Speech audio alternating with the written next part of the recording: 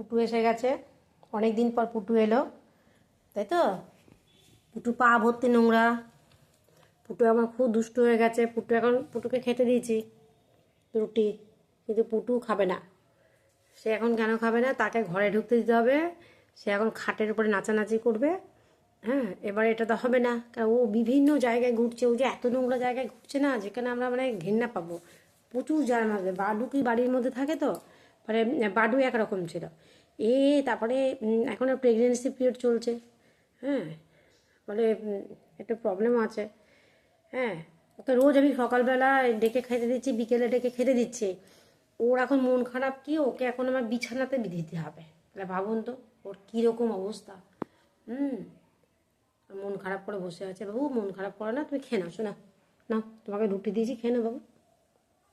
পুটু বাবু আমার শোনা তো, ওই ছোট্ট ছোট্ট বাবু, পুতু বাবু, পুতু বাবু।